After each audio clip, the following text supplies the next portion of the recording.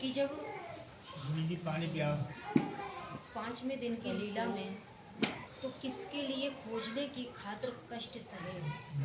देखा जब उदयपुर की लीला आती है, जब मंदसौर की लीला आती है, तो सुंदर साथ जी टूट टूट भीख मांग करके झोली में भरते हैं और धनी उसको उठाकर देख कहते हैं कि ये किसकी झोली का टूक है, ये किसकी झोली का टूक है। तो सुंदर साजी बड़े गर्व से कहते हैं कि ये हमारी झोली का टूक है। बिल्कुल लाज शर्म सब विसार देते हैं। अगर ऐसी नौबत हम पर आ जाए तो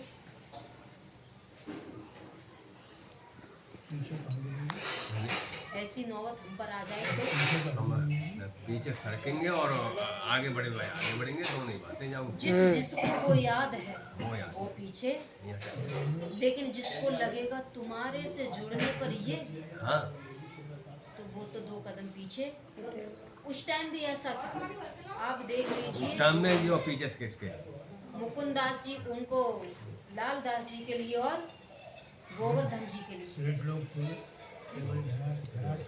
मुकुंद दास जी पूर्ण विद्वान थे, सामने कुछ और पीछे कुछ और। कहते हैं कि जब चटाई पर होते हैं तो हमारा ईमान और होता है और चटाई से हटने के बाद कुछ और।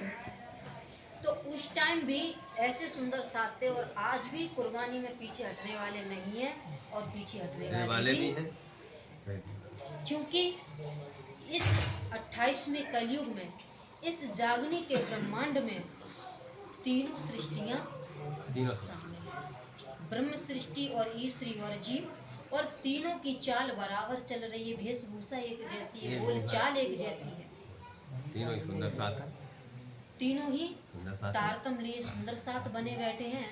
लेकिन जो समर्पण है, जो ब्रह्म सृष्टि होगी, उसकी चमक धमक अलग ही हो जाए।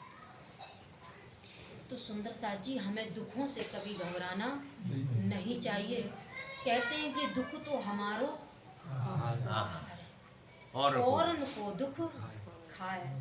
जो दुख से डरता है दुख उसके पीछे पड़ जाता है, और जो दुख से डरता नहीं है तो दुख उसे छोड़ के भाग जाता है।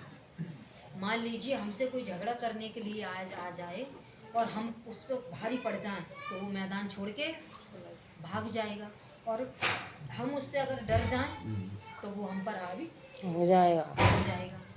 तो हमें डरना नहीं है। किससे?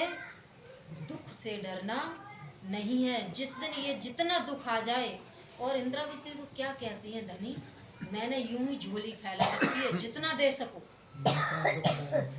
जितना दे सको मैंने झोली फैला रखी है, तुम मेरी झोली में दुख डाल दो। लेकिन तुम सोचते हो ये दुख दे करके तुम मेरे से जुदा हो जाओगे, मैं तुम्हें छोड़ने वाली, कितना भी दुख दे दो मैं तुम्हें छोड़ने वाली नहीं हूँ।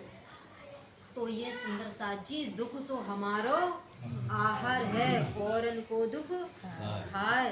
तो हमें कभी दुख से डरना नहीं चाहिए। उस 5वें दिन की हम बीतक क्यों पढ़ते हैं?